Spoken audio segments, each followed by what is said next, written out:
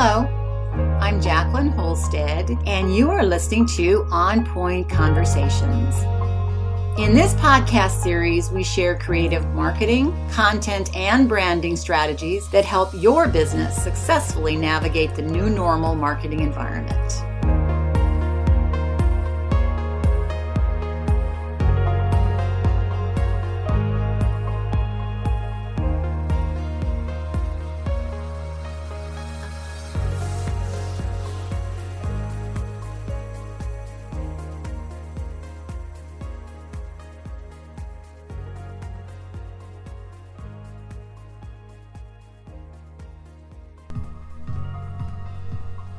Hi, and I am Jacqueline Holstead, and I own a company called On Point Thinking. I started it in 2008 after a very long career in marketing and advertising in agencies in the Seattle area.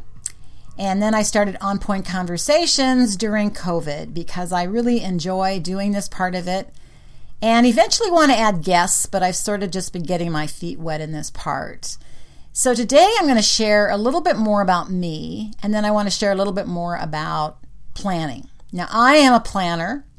I also like to write. So when I'm in a writing group, sometimes they'll call some people the planksters, and there's the plotters. And the planksters are the people that go by the seat of their pants. They start writing. They just go on. They don't have anything really that much thought out. They're probably doing more free writing. But a plotter, and I'm more of a plotter, likes to plot things out. I like to have a little bit of an idea of where my story's going. I don't often start in the beginning. And I actually am more visual also, so I like to draw out my scenarios of plots and things that are happening so that when I start writing, I have a good idea where I'm going.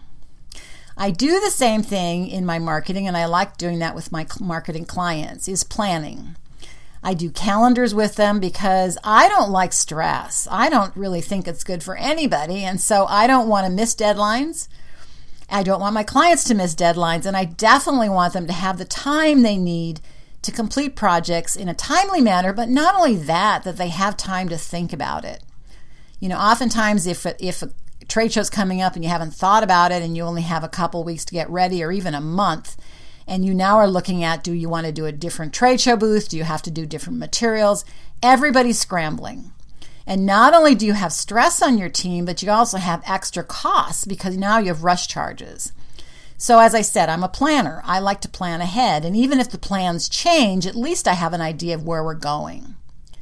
Now I realize in my career that I've done plans and they have to be changed. And that is the way of life. I think if anything else we've learned from COVID, that things just change really quickly. You know, when COVID first happened, there were some shortages of things. There were companies that weren't ready for for being online. I mean, I don't know if you remember the first Zoom meetings. I had done Zoom way before them, but the Zoom meetings with companies that had no idea what they were doing, everybody was talking over everybody else. It was just a free-for-all until people figured out where the mute button was, where chat is, and I think Zoom made a lot of changes also because there's a lot less freezing of people so that you can continue.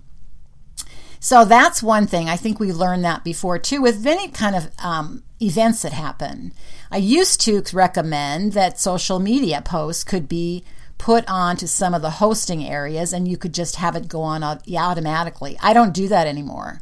I think you have to look at what you're posting on a regular basis in order to make sure that you aren't creating a problem by posting something that is not appropriate for that particular time because of something that happened in the outside world. So sometimes we are on a journey and we're making the map as we go. Now, that doesn't mean that you don't plan at all. There has to be some goals and some things that you're planning for. So let's say, for example, you're planning for a new product introduction. You're planning it and you're moving towards it, but that doesn't necessarily mean that things won't change along the way. Maybe you'll learn something new about your customers. Maybe the market will change totally and now you've got a product that you need to make fit what is needed at this time and not what was needed a year ago or 5 minutes before even. So there are things to be really able to move and manipulate more quickly. But as I said, sometimes even though you have the planning. You're on a journey and you're going to be making the map as you go. But there are things you can do in order to mitigate some of the things that might happen. For example, you've done events before. If you have, I urge you to keep a list of items that worked at that particular event and those items that didn't. So every time you have an event to go to, you can go back to the list and update it each time. So it's not just that event that happened 5 years ago, but every single event you go to. And this doesn't have to be a long process. This can be just a short process. And actually, I like to keep the checklists while you're doing the project. So it might be you say, well, I really need to be able to get something out on the project a month before I did this time. So it would be better that way.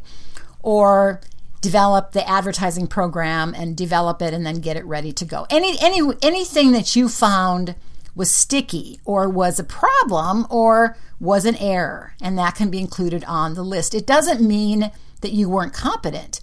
It just means that you learned something along the way. And if you're working with a good manager, I think they'll appreciate that. Again, as you're making this map, you also want to go back to look at some of the things that happened before. Even if you're on a new trek, even if you're doing something totally new, you can look at the past. The past should tell you a little bit more about what's going to be happening. Now, one of the things that I find, it depends on your team too, as far as the journey and the making of the map. Sometimes you might find that the goal that you set, and I would set realistic goals. SMART goals are the way to go, because you can have all the measurable things in. You already know they're actionable, all the things that are important to a goal. But you want to set that goal in a way that's achievable. So it's not such a high standard that the team gets discouraged because they cannot even get near that goal. For example, let's say, and this actually could be an individual thing, not a team thing, but let's say that you decide you want to write a book. Well, maybe you don't look at it as writing a book. Maybe you want to start with write an article, or maybe you want to start with write a description. Some time ago, I set up a writers network in a company that was one of my clients with engineers, because engineers have so much knowledge and so much talent, and I wanted them to be able to express themselves. And some of them are good writers and some weren't, but that doesn't really matter, because you can get people to edit the work, and that's what I did. I didn't do the editing. I hired someone who was technically inclined but could also edit work. So what we did is we got together as a team. I just, asked what engineers wanted to be involved, and it was amazing. The first meeting was really larger than I thought it would be. And then we talked about starting small. Instead of thinking you're going to write, a 10-page article, write a 1-page, write a 2-page. And it was very successful because we started small. And I tell you, even starting small, we got some great articles in publications really quickly because we used our own resources, or the client did, their resources, to produce articles that spoke to their audience. And as engineers to engineers, it made sense to them. And as having someone help writing them, it made even more sense because they were able to do and polish the work in such a way that it was really well received. The other thing about planning is that it doesn't, and I often say this to clients, and I don't understand why it sometimes appears to be such a new thought, but any plan is not just to be put on the shelf, or not just to be put on the desktop, or not just to be put aside and not looked at for a long period of time, whatever that is. Sometimes it's the plan is done, a strategic plan is done, somebody puts it in the corner and they forget about it. I like to remind my clients of the goals that we set. And I also like to go back. I don't know if you do review meetings, but we usually do review meetings every 3 months. Sometimes actually closer than that, because it depends on how much activity is going on within the company. It also depends on what area that I'm working on, because sometimes I don't work within the whole company area. I might work in one department. So that all depends on the fast pace of the environment. It depends on what they're working on. It depends on the team. And so that, again, it depends. But again, I would encourage you, this is going to be a short podcast today, but I'd encourage you to really think about the journey. And then don't be discouraged if you're making the map as you're on the journey, because it sometimes occurs that way, that you need to be setting yourself up. You don't want to set yourself up for failure, but you want to set yourself up for a good way. Now, I do think you can think about things that might happen. I don't want you to be a pessimist, but a little bit of disaster recovery planning is not a bad thing to do. Think about how things might happen. Now, when you work with humans, as most of us do in a team environment, you don't know what's going to happen. You don't know if a team member is going to get really sick. You don't know if a team member is going to have a family member crisis and they're not going to be able to concentrate on your project. You don't know if a team member is going to leave. Maybe they find a different job. Or maybe the team member doesn't really hold their weight, or maybe one team member is doing all the work. So it's an idea of how do you balance the team and how do you get the team to work together. I always like teams that are independent thinkers. It's a little bit sometimes hard to manage independent thinkers because they're on their own time frame, for one. And for two, they really have and see their way. So if you're in that kind of a team environment, develop some kind of team activity so people see each other's viewpoint and see if you can understand each other's viewpoint. And this is an aside basically, but I've done it where the team members are asked, they're paired up and they're asked to describe the other member's point of view after they've listened to it, to describe it so that they can really truly understand their team members. Anyway, this is a short podcast today. I wanted to get it out to you. Again, as I said, many times we're on a journey and we're making the map as we go. And I hope this helps you understand that that's not a bad thing. You can still do as much planning as you can do, still do as much disaster recovery thinking as you can do, and then you can just have to move forward, because it's not even just now, in days before and in days going on and in days through COVID, we've seen just lots of changes, and it's hard sometimes to predict what those changes are going to be. But as you move through and you feel comfortable that you're making decisions, the best decisions you can make at the time, I think you'll do really well.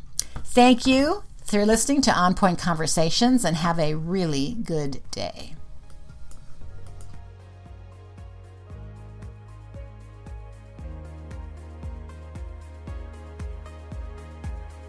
Thank you for listening, and I invite you to join me next week as we talk more about specific actions you can take to reach your own business goals.